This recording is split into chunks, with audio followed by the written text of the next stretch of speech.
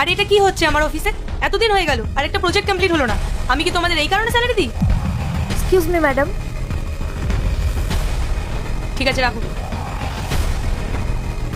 হ্যাঁ বলো। ম্যাডাম, আমি কি আপনাকে কোনো হেল্প করতে পারি? কি হেল্প করবে তুমি আমার? ম্যাডাম, আপনি যে প্রজেক্টটা নিয়ে টেনশন করছেন সেটা আমি ঠিক করে দিতে পারি, মাত্র 10 মিনিটে লাগবে। আচ্ছা, তার মানে তোমার মনে হয় তুমি এই প্রজেক্টটা 10 মিনিটে কমপ্লিট করে দেবে? তুমি জানো আমার এই প্রজেক্টটাতে আমার টিম কতদিন ধরে কাজ করছে, তাও ওরা কেউ কমপ্লিট করতে পারেনি, আর তুমি বলছো তুমি 10 মিনিটে কমপ্লিট করে দেবে? ম্যাডাম, আপনি আমার উপর বিশ্বাস রাখতে পারেন, মাত্র 10 মিনিট সময়ই নেব আমি। Okay fine. এমনিতেও আমার টিম এক সপ্তাহ ধরে এই প্রজেক্টের উপর কাজ করছে, তোমাকেও না হয় আমি 10টা মিনিট টাইম দিলাম। এসো।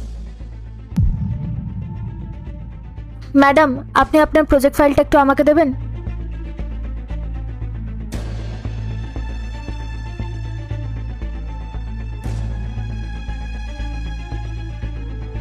ম্যাডাম, এটার জন্য আপনার কম্পিউটারটা আমার একটু প্রয়োজন।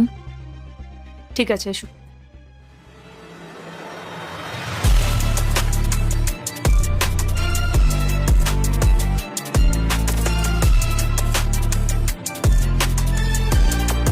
বলে জানিও।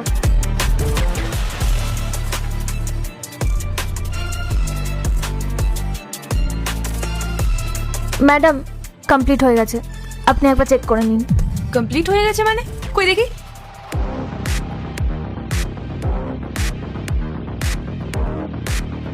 তুমি বসো।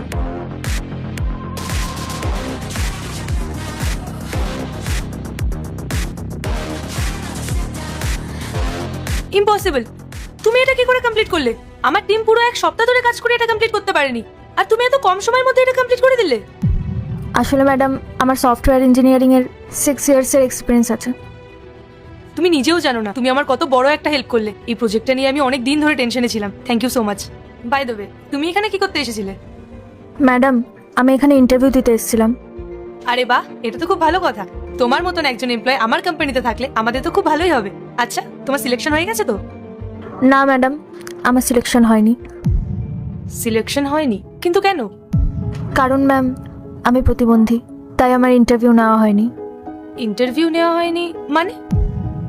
আসলে ম্যাডাম, আপনার কোম্পানিতে যে ম্যানেজার আছে উনি আমাকে ইন্টারভিউ দিতে দেননি। সত্যি বলছো তুমি? হ্যাঁ ম্যাডাম। আপনাদের এখানে মিস নেহা কে আছেন? স্যার, আমি। আপনি একটু ওয়েট করুন। আপনি আপনি আসুন।